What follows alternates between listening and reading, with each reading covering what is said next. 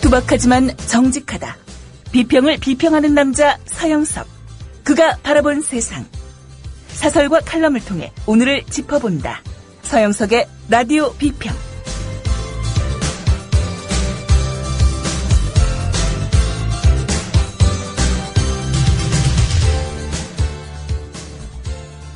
청취자 여러분 안녕하십니까. 서영석입니다. 지금 신문에서는 최동욱 검찰총장이 혼외정사로 아이를 낳았다는 그런 보도가 나오고 있습니다. 그게 사실일 수도 있고 사실이 아닐 수도 있습니다. 물론 최동욱 검찰총장 쪽에서는 전혀 사실이 아니다라고 밝히고 있는데요. 얘긴즉슨 이런 겁니다. 왜 하필이면은 국정원이 궁지에 몰려있을 때 이석기 사건을 터뜨렸느냐? 이런 의문, 합리적인 의문 아닙니까? 마찬가지로 진보당에 대한 국정원의 조사가 끝나면은 검찰로 넘어갑니다. 하필이면 이 시점에 검찰총장의 사생활에 대한 보도가 나온 이유가 어디에 있겠느냐? 아마도 제가 굳이 말씀을 드리지 않는다 하더라도 그 이유가 어디에 있는지 그야말로 청취자 여러분들이 더 잘 아시리라고 믿습니다. 자, 정말 이런 식의 수구들이 준동하는 시대에 숨을 쉬면서 살고 있다는 것 자체가 정말 짜증스러운 일인데요. 이런 짜증스러운 일이 이 짜증스러운 일이 생긴다 하더라도 정형법으로 살아가는 느긋한 마음 가져야 할 것 같습니다. 9월 7일 금요일, 라디오 비평 시작하겠습니다. 함께하고 계신 방송은 정치평론가 서영석 미디어 협동조합 이사가 진행하는 라디오 비평입니다.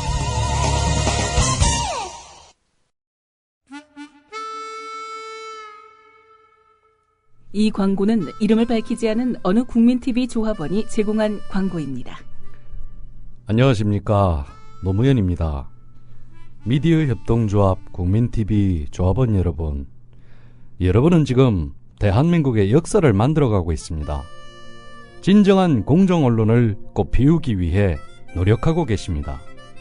대한민국의 많은 국민들이 바래왔던 일을 지금 여러분들이 하고 계십니다. 민주주의 최후의 보루, 깨어있는 시민들의 조직된 힘을 미디어 협동조합 조합원 여러분들이 지금 보여주고 계십니다. 현재 대한민국은 언론뿐만 아니라 민주주의 발전을 위해 기억되어야 할 것이 너무도 많습니다. 여러분들의 지금 노력이 대한민국이 진정한 민주주의를 이룩하는데 큰 발판이 될 것입니다. 미디어 협동조합 국민TV 조합원 여러분, 감사합니다. 신음소리, 동력소리, 사랑하는 당신 소리. 이 광고는 경기도 군포에 거주하는 한 국민TV 조합원이 조합원 배가운동의 일환으로 의뢰한 광고입니다. 여우처럼 쇼핑하자 폭스마켓. 국내 최저가 판매 나노 금칫솔. 오픈마켓 최저가보다도 더 싸다. 국민의 48%가 살 때까지 단돈 1만 원에 무조건 무료 택배로 드립니다. 치약의 혁명 N47 플라즈마 치약. 기면활성제, 방부제, 사카린을 전혀 사용하지 않았습니다. 일반 치과 판매가보다 무려 70% 저렴하게 드립니다. 국민TV와 함께하는 참 좋은 쇼핑몰 폭스마켓. 문의는 1566-5476. 검색창에 폭스마켓을 입력하세요. 폭스마켓.co.kr. 네. 오늘 라디오 비평과는 직접적인 관계는 없는 이야기입니다만은 무상보육과 관련해서 박원순 서울시장과 새누리당의 싸움이 가열되고 있죠. 새누리당은 아무래도 박원순 시장이 다음 지방선거에서 서울시장 재선에 도전하는 데 대해서 큰 두려움을 느끼고 있는 것 같습니다. 새누리당 진영에서는 김황식 전 총리라든지 이런 사람을 내놓겠다는 그런 이야기는 흘러나오고 있습니다만은 사실 박원순을 무찌를 수 있는 뾰족한 수단이 지금 현재로서 크게 보이는 건 아닙니다. 그래서 틈만 나면은 박원순 헐뜯기에 아주 골몰하고 있는데요.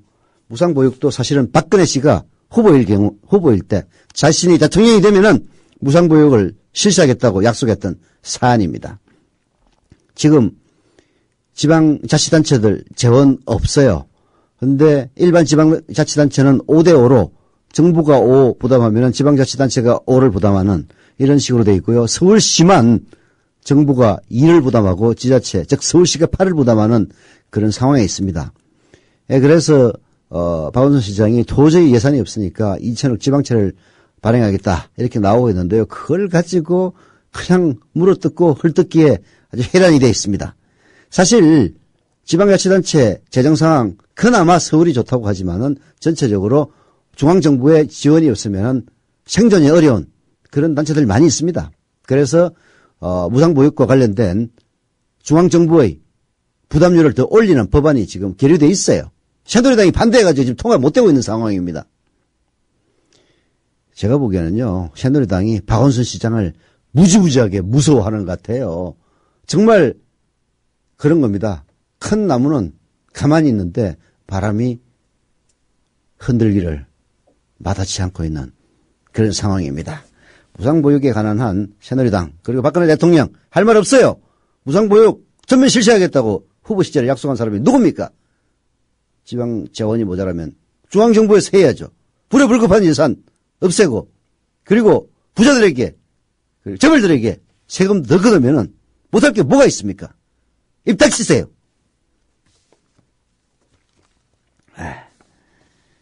국정원 개혁을 물타기 하기 위해서 이석기 사건을 일으켰다. 사람들 다 그렇게 생각하고 있습니다. 이석기가 죽일 놈이든 죽일 놈이라고 생각하든 죽일 놈이라고 생각하지 않든 대부분은 그렇게 생각하고 있습니다. 아마 새누리당을 지지하는 박근혜 대통령을 지지하는 사람들도 그 부분만큼은 인정할 겁니다. 왜 하필 이 시점에 이런 식의 사건을 터뜨렸을까? 왜? 잘못하면 국정원이 날아가게 생겼으니까. 누구나 다 그렇게 생각을 합니다. 자, 이석기 구속됐어요. 국정원에서 더 조사를 해서 검찰에 넘기면은 본격적으로 재판으로 갈 겁니다. 이석기 사건은 이석기 사건이고 국정원 계획은 국정원 계획입니다. 다른 신문들은 이석기 일당들을 더 단죄하는 식의 이런 식의 분위기를 몰고 있습니다만은 그나마 불행 중 다행으로 한겨레신문과 경향신문은 이제야말로 국정원 계획에 눈을 돌릴 때다. 질타하고 있습니다. 경향신문의 사설 이제야말로 국정원 계획에 눈 돌릴 때다 소개해드리겠습니다. 이석기 통합진보당 의원에 대한 국회의 체포동의안 가결 여진이 이어지고 있다. 최경환 새누리당 원내대표는 이번 사태의 원인을 규명해야 한다고 거듭 강조했고 전병헌 민주당 원내대표는 종북몰이 광풍에서 벗어나야 한다고 주장했다. 공안 정국을 이어가고 싶은 여당과 이를 끊어내고자 하는 야당의 충돌이다. 여야가 모처럼 의기투합해 합창한 종북 규탄이라는 완충지대가 사라진 데 따른 또 다른 갈등 구도이기도 하다. 정치권이 현역 의원의 내란 음모 사태로 인한 후유증 해소에 머리를 맞대도 모자랄 판에 현실은 거꾸로 흐르는 것 같아 안타깝다. 네. 모처럼 의기투합해서 합창한 종북 규탄이라는 완충지대라고 경향신문은 표현을 했는데요. 정말 민주당에 대해서는 뭐 새누리당이야. 워낙 그런 정당이니까 니들은 표로 심판 당해야 된다. 표로 심판도 잘 안 당하는 정당이죠. 영남 그리고 노령층이라고 하는 굳건한 묻지마 지지.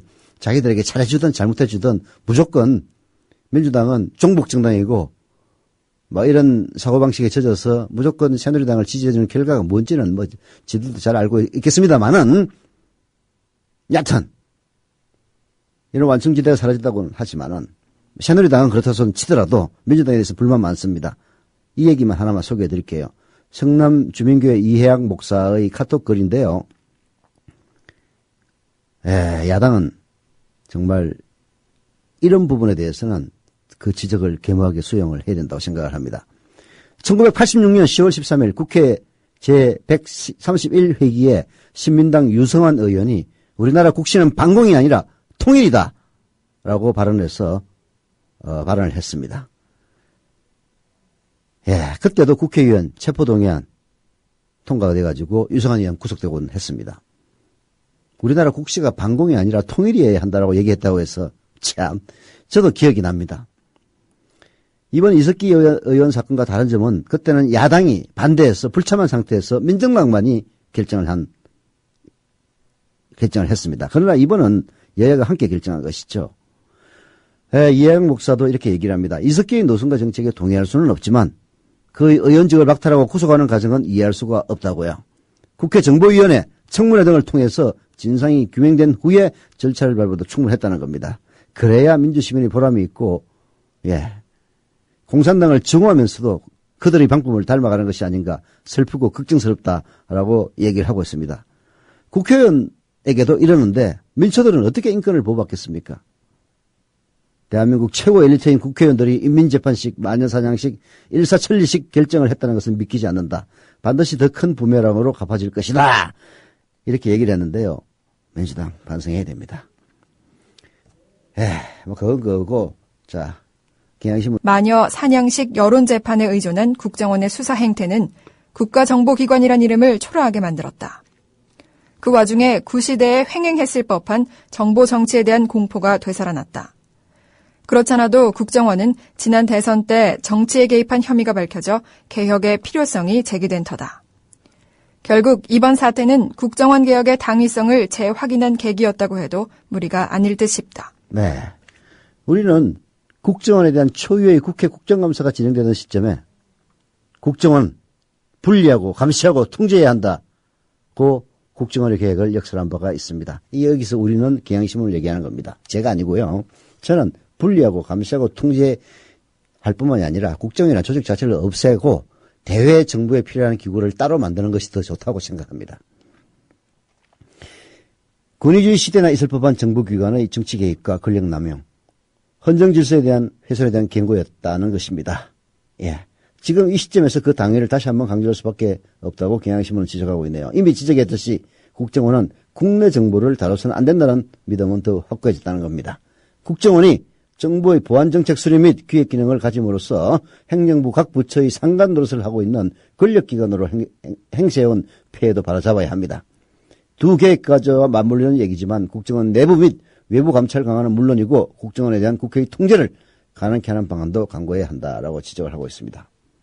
이석기 의원을 위시한 관련자들이 내란 업무라는 이름으로 법의 심판대에 섰습니다.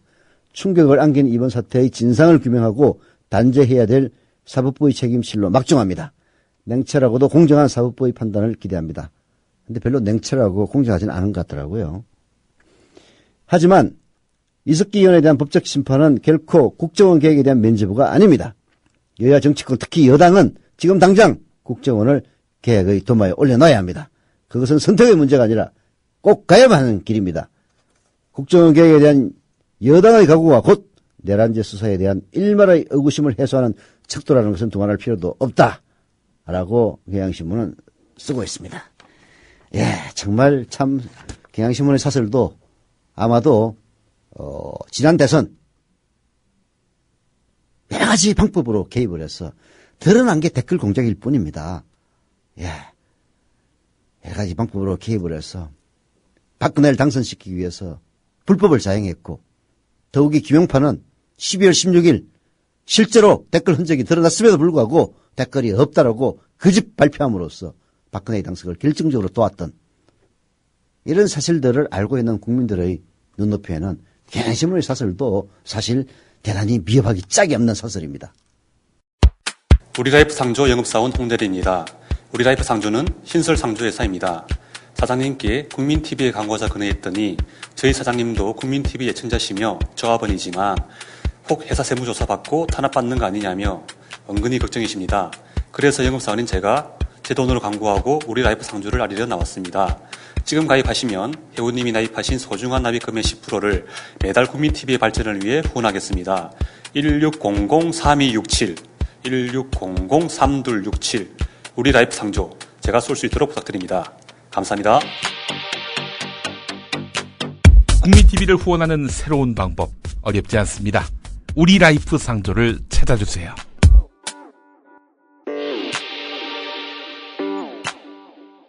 국정원 개혁에 대해서 한겨레신문의 사설 국정원 개혁 필요성을 입증한 이석기 수사 이것도 읽을만 해서 여러분들에게 소개를 해드리겠습니다. 이석기 통합진보당 의원 등에 대한 내란 음모 사건 수사는 대선 개입으로 궁지에 몰린 국정원의 반격이라는 의미를 지니고 있다는 게 대체적 평가다. 댓글 공작 사건으로 확산되고 있는 국정원 개혁 요구를 희석하고 국민의 눈길을 다른 곳으로 돌리기 위해 사건을 서둘러 터뜨렸다는 정황 증거는 곳곳에서 나타난다. 하지만 수사 과정에서 드러난 국정원의 행태는 역설적으로 국정원 개혁의 필요성을 더욱 실감하게 한다. 네. 내란 음모 사건 수사는 대선 개입으로 궁지에 몰린 국정원의 반격이라는 의미를 지니고 있다고 했는데 바로 그 얘기입니다. 누구나 다 생각할 수 있는 이야기예요. 왜 하필이면 3년 내내 내사하다가 오로지 증거라고는 녹취록 딱 하나밖에 없는 그런 상황에서 아직도 읽지도 않는 설익은 그런 상태에서 사건을 터뜨렸겠느냐. 누가 봐도 그야말로 삼척동자도 알 수 있는 일입니다. 바로 그러한 행태야말로 국정원을 개혁하지 않으면 안 된다는 그런 당위성을 보여준다는 얘기죠. 국정원 수사 과정을 지켜보면서 첫째로 강하게 드는 의문은 국정원에 계속 대공수사권을 주는 게 옳으냐 하는 그런 점입니다. 국정원의 수사권이 존속되어야 할 근거로 흔히 거론되는 것은 남북 대치라고 하는 특수한 상황에서 국정원의 전문적인 수사 능력입니다. 그러나 이번 국정원의 수사 내용을 보면 전문성도 특수한 수사 능력도 찾아볼 수가 없습니다.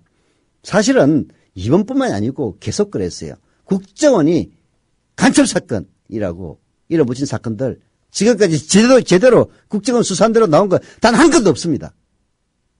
도무지 무슨 전문성이 있고 무슨 특수한 수사 능력이 있습니까? 댓글이라다는 게 고작이지. 내부 제보자를 통해서 입수한 녹취록에 나오는 과격한 발언 정도를 갖고 엉성하게 덤벼들고 있는 게 고작입니다. 여기에다가 무리한 법 적용. 무슨 내란 업무입니까? 내란 업무는. 마구잡이 피사실 공표, 언론 플레이를 통한 여론몰이 등 눈살을 찌푸리게 하는 행태의 연속입니다. 그걸 가지고 마녀사냥을 하듯이 정치율 장사, 시청률 장사에 놀아난 게 바로 수구 언론들 아닙니까? 이럴 바에야는 차라리 검찰 등에게 사건 수사를 맡기고 국정원은 자신들이 수집한 정보나 넘기는 것이 합당하다는 생각이 듭니다. 정보 수집 기능과 수사 기능의 분리는 세계 대부분의 정보기관이 공통적으로 취하고 있는 것으로 국정원 개혁의 첫걸음이기도 합니다. 영국의 정보기관인 M15인지 MI인지 M15인지 하는 그런 기관하고 저는 MI라고 봤는데 M이더라고요. M16인 줄 알았는데 MI6더라고요. 예. CIA 모두 수사기능을 갖고 있지 않습니다. 수사기능을 갖고 있으니까 항상 정치적으로 뭔가 악용되는 그런 게 있는 거예요. 국정원의 이른바 간첩단 사건 발표는 항상 정치적으로 민감한 여당에게 불리한 사건이 있을 때마다 터뜨렸습니다. 그렇게 하지 않은 시대가 유일하게 노무현 시대였어요. 그리고 김대중 시대였습니다. 네. 국정원이 국민을 무서워하지 않고 국민의 대표기관이 국회마저 우습게 여겨 있다는 것도 잘 드러났습니다. 종북 세력 척결이라는 이런 식으로 포장만 잘하면 정치 사찰도 문제될 게 없고 국민 여론도 얼마든지 자신들이 원하는 대로 이끌 수 있다고 믿는 듯합니다. 이런 믿음을 깨려면 국정원을 제대로 된 국정원으로 개혁할 수밖에 없는 겁니다. 그런데 국정원 덕에 대통령이 된 그 정권이 제대로 할 수 있을지 그 대통령이 제대로 할 수 있을지 정말 의문은 갑니다만은 그럴수록 국민들이 압력을 가해서 반드시 되도록 해야만 합니다. 국정원. 남북 정상회담 대화록 무단 공개에 이어서 이번 사건으로 정치의 물꼬를 아주 자신들이 원하는 방향으로 돌렸다는 자신감도 엿보입니다. 국민의 통제, 감시와 견제 시스템 필요성 따위는 안중에도 없습니다. 이런 상태에서 국정원의 셀프 개혁이 어떤 모습으로 나타날지 불을 보듯 뻔합니다. 한겨레신문의 사설 결론 부분을 제가 아닌 우리 김희주 아나운서가 읽어드리겠습니다. 이제 정치권은 국정원의 정치 개입 근절과 개혁이라는 화두를 다시 붙잡아야 한다. 국내 정보 수집권과 수사권 폐지, 국회의 통제 기능 강화, 감시 견제 시스템 정비 등 시대적 과제 앞에는 여야 구분이 있을 수 없다. 특히 새누리당은 물 만난 고기처럼 이석기 의원 사건의 정치적 활용에만 골몰할 때가 아니다. 그것은 결코 새누리당이나 이 정권을 위해서도 바람직하지 않다. 민주당 역시 이번 사건의 여파로 움츠러드는 모습을 보여서는 안 된다. 국정원 개혁을 뒷전에 밀어놓고 계속 국정원과 여당에 끌려다니기만 해서는 제1야당의 자격이 없다. 네. 오늘 어떤 신문의 만평을 보니까 이석기가 국정원 안가에 끌려가서 야, 니 덕분에 정말 다 살아났으니까 뭐 시켜줄까? 탕수육 시켜줘? 팔보채 시켜줘? 라는 식의 만평을 받습니다. 사실 그렇습니다. 국정원은 어쩌면은 야, 우리 완전히 골로 갈 뻔하다가 이석기 때문에 살아났다면서 이석기에게 고마울지도 모르겠습니다. 하지만 그게 착각이에요. 그게 착각입니다. 그런 식으로 계획 없이 연명하려고 들면은 정말 완전한 해체에 직면하게 될 것이라는 점을 다시 한번 경고해 둡니다. 종편. 보면 진짜 저도 종편 보다가 열받는데요. 식당에서 밥 먹다가 모 종편이 어이없는 방송을 하고 있어가지고 당장 바꾸라고 그랬더니 MBC가 나오더라고요. 그래서 다시 SBS로 바꾸라고 그랬습니다. 야, 어떻게 SBS를 들어야 되는 이 참담한 방송 현실. 바로 국민TV가 조속히 TV 뉴스를 해야만 할 이유가 아닌가 하는 그런 생각이 듭니다. 종편 재성인과 관련해서 지금 방송통신심의위원회들 하고 있는 모습을 보면 아주 기가 막혀요. 한국일보의 사설 종편 재성인 목적으로 내놓은 종편 심사 기준 소개해드립니다. 방송통신위원회가 어제 의결한 종합편성 채널 4개사 및 보도 전문 방송 채널 사업자의 재승인 심사 기본 계획이 다시 종편 봐주기 논란에 휘말릴 조짐이다. 방송의 책임, 공정성, 공익성의 실현 가능성과 방송 프로그램의 기획 편성 및 제작 계획의 적절성 등 핵심 심사 항목의 과락 기준이 재승인 심사 연구반이 방통위에 제시한 기준 60%에 비해서도 한참 후퇴한 결과 50%이기 때문이다. 무슨 얘기냐면, 심사를 할 때, 과락이라는 게 있어요. 과락. 여러 분야가 있는데, 그 분야 중에서 단 한 분야라도 60%의 100점 만점에 60점이라고 쉽게 생각하면 됩니다. 60점 미만일 경우에는 과락이기 때문에 재허가에서 제외되는 거죠. 쉽게 얘기해서 재승인 받지 못한다는 얘기입니다. 그래서 과락 기준이 되게 중요해요. 근데 과락 기준을 60%에서 50%로 낮췄다는 얘기입니다. 심사연구반에서는 최소 과락 기준이 60점은 돼야 되는데 라고 올렸더니 방송통신심의위원회에서 50점으로 낮춰준 거예요. 이유가 뭐 있겠습니까?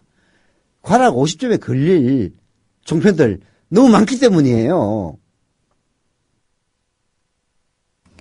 더욱이 언론의 과점과 이념 편향, 방송의 질 저하 등 종편의 부작용이 날로 심화하고 있는 가운데 나온 이번 재승인 심사 기본 계획이 최초 승인 당시와 크게 달라진 게 없다는 점에서 사전 시나리오에 짜맞췄다는 의혹까지 불러일으키고 있다.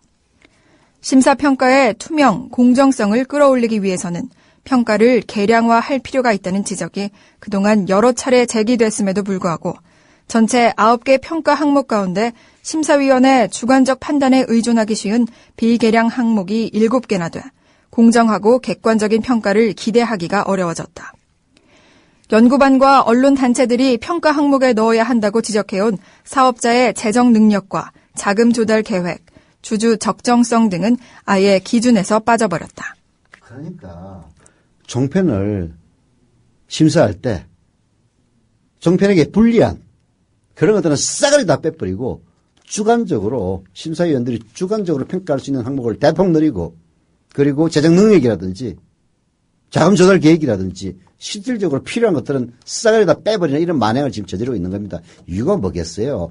TV조선이라든지 채널A라든지 이런 데가 사실 제대로 된 심사 기준을 적용하면은 전부 제어가를 받지 못할 형편에 있기 때문에 이걸 갖다가 제대로 해주기 위해서 이런 식으로 만드는 거다. 이런 얘기죠. 사설은 또 이렇게 얘기합니다. 방통위는 그동안 종편에 대한 사회적 우려와 정책 도입 취지를 감안해서 한결 엄격한 잣대를 적용해야 한다는 여론의 잇따른 요구를 받아왔습니다. 이 때문에 2차례나 발표 시기를 늦추는 등 진통을 겪으면서도 결국 사정각본의 한계를 넘어서지 못했다는 그런 혹독한 평가를 피할 길이 없습니다. 이번에 마련된 심사 기준이 종편 재승인 100% 보장 티켓이라는 말까지 나오는 이유입니다. 국회 미래창조과학방송통신위원회 민주당 간사인 유성희 의원은 뚜껑을 열어보니 예상대로 종편 봐주기용이라고 봐주기용이라면서 재승인에 대한 토론회와 공청회에서 제시된 우려를 해소하려는 노력은 한 줄도 없다고 비난을 했습니다. 사실 지금 국정원에 구속되어 있는 이석기 의원이 바로 이 방송통신 미래 창조과학방송통신위원회 소속 의원이고요. 종편을 규제하기 위한 법안을 제출한 바도 있습니다. 그래서 일각에서는 TV조선이라든지 채널A와 같은 종편들이 이석기 의원을 유독 혹독하게 보도하는 이유도 결국 자신들의 생존에 대해서 목에 칼을 들밀기 때문이 아니냐, 이런 분석까지 나오고 있는 실정입니다. 전자신문의 기자가 쓴 기자수첩을 보니까요, 이런 얘기가 있습니다. 방송통신심의위원회는 지난해부터 올해까지 지속적으로 종합편성 채널의 선정적인 내용과 욕설, 왜곡된 내용 등의 중징계를 의결했다고 합니다. 방심위에서 종합편성 채널 심의 의결한 현황을 보면은 종편 4사의 행정지도와 법정 제재를 모두 합치면은 지난해 80건, 올해 상반기만 하더라도 47건에 이른다고 합니다. 방심위에서 경고나 조치를 받으면요, 각각 마이너스 2점 혹은 마이너스 1점씩 감점됩니다. 그러나 그뿐입니다. 종편은 꼼짝하지 않습니다. 여전히 스튜디오 프로그램의 남발, 성적인 내용을 연상하는 프로그램들을 범람합니다. 상황이 이러한데도 방송통신위원회는 최근 종편 재성인 심사기준 안에서 중복 감점 항목을 제외했습니다. 이런 식으로 계속 감점을 받으면요, 중복을 해서 감점을 시켜야 되는데 중복 감점을 제외했다는 겁니다. 연구반은 공정성이나 공익성, 공공성 등을 강화하려면 핵심 심사 항목과 9번 관련 법령 준수 항목에서 중복 감점해야 된다고 제안을 했는데요. 방통위는 방심위 제재는 공정성 대항목에서만 감점하겠다며 중복 감점을 거부했다고 합니다. 무슨 얘기냐면요, 중복 감점하면은 쉽게 얘기해서 종편 제어가 못 받기 때문에 그러는 거예요. 정말 열받습니다. 박근혜 대통령이 러시아를 방문했다죠. 근데 사진 보니까요, 도대체 국빈 방문을 한 건지 아니면 실무 방문을 한 건지 우리 신문이 보도 자체를 했는지 안 했는지도 잘 모를 정도로 관심은 저는 갖고 있지는 않은데요. 뉴시스가 보내온 사진을 보니까 진짜 개파가 문제네요. 대통령이 방문을 하는데 사람들이 그냥 쭈라리 서 있어가지고 제가 미국을 가도 이 정도 대접은 받겠습니다. 도대체 뭔지를 모르겠어요. 사람 한 명 꼴랑 나와가지고 꽃다발 하나 틱 던져주고 끝이더라고요. 하여튼 국격은 맨날 국격 따지는 박근혜 대통령이 도대체 어떤 방식으로 조율하고 갔는지 정말 쪽팔립니다. 그런데도 불구하고 그 러시아 방송하고 어떤 인터뷰를 했느냐. IMPT가 독재를 사죄하는 세계 유신의 꽃에 취한 박근혜라는 글에서 이 부분을 질타하고 있습니다. 박근혜 대통령이 G20 정상회의에 참석하기 위해 러시아를 방문하고 있습니다. 박근혜 대통령은 러시아를 방문하기 전 청와대에서 러시아 뉴스 전문 채널 러시아 TV24와 단독 인터뷰를 했고 지난 4일 현지로 방송됐습니다. 박근혜 대통령은 인터뷰에서 아버지는 저에게 있어 국가기관이나 정치 철학을 형성하는데 가장 영향을 미치신 분이라면서 아버지를 돌이켜보면 어떻게 하면 가난에서 벗어나서 우리 국민이 한번 잘 살아보나 오직 그 하나의 일념으로 모든 것을 바치고 가신 분이라고 말했습니다. IMPT는 러시아 TV24와의 인터뷰를 보면서 박근혜 대통령이 인터뷰 내내 아버지 박정희를 찬양하는 말을 들으니 그녀가 아직도 유신 독재의 꽃에 취해서 헤어나오지 못하고 있다고 봤습니다. 네, G20 정상회의에 참석하기 위해서 러시아를 방문했네요. 그래서 여러 나라 대통령이 오기 때문에 큰 환대는 못 받은 것 같습니다만은 그래도 그 사진을 보니까 좀 너무하다 하는 생각이 들더라고요. 그건 그거고 박근혜 대통령이 인터뷰 내내 박정희의 망령에서 벗어나지 못하는 그런 태도 많은 국민들에게 우려를 금치 못하게 했습니다. IMPT는 지금 세계는 과거의 잘못된 역사와 정치인들의 과오를 반성하고 있는 시대다. 요하임 가우크 독일 대통령은 2차 세계대전 당시 나치 독일군이 대학살을 저지른 프랑스의 오라드르 쉬르 글란 마을을 방문을 했습니다. 독일 나치군은 1944년 6월 10일 이 마을 교회에 여성과 어린이가 포함된 주민을 가둔 채 불을 질렀고 이 마을에서만 642명을 학살했다고 합니다. 가우크 독일 대통령은 학살 현장인 교회를 방문해서 당시에 참혹했던 진실을 듣고 위로했고요. 기념비에 화환을 바치고 참배를 했다고 합니다. 독일 대통령으로서는 처음으로 프랑스의 나치 학살 마을을 찾아서 참배하고 용서를 구했죠. 예, 이런 모습을 보면서 나치 학살과 만행을 겪은 프랑스인들은 이제 과거에 대한 화해가 제대로 이루어지고 있음을 느끼기도 했다는 겁니다. 예, 역사에서 과정법이라는 건 존재하지가 않죠. 그러나 우리가 한번 과거로 돌아가 그 당시를 돌이켜보면은 지금의 역사가 아닌 다른 역사가 됐을 수도 있다는 증거를 찾아볼 수가 있습니다. 1977년, 1979년 10월 16일 부산대생 4,000명 독재타도와 유신 칠표를 외치며 거리로 나왔죠. 동아대를 비롯한 인근 대학교 학생도 시위에 참여했고 저녁에는 수만 명의 시민과 고등학생까지 시위에 동참했습니다. 박정희 정권을 지지했던 부산과 마산 지역이 왜 독재타도 유신 칠표를 외치면서 시위를 벌였느냐. 이런 과거를 돌이켜보면서 현재를 볼 수 있다는 것이 아이언 피터의 글인데요. 매우 긴 글이라서 다 소개를 해주지는 못하지만은 지금 그런 과거를 부활시키기 위해서 노력하는 박근혜에 대한 비판의 글입니다. 우리는 박근혜 대통령뿐만 아니라 어느 누구도 과거로 역행하려는 움직임에 대해서는 저항할 것이고요. 결코 성공하지 못할 것이라는 점을 분명히 해둡니다. 라디오 비평 오늘 순서 여기서 마치겠습니다.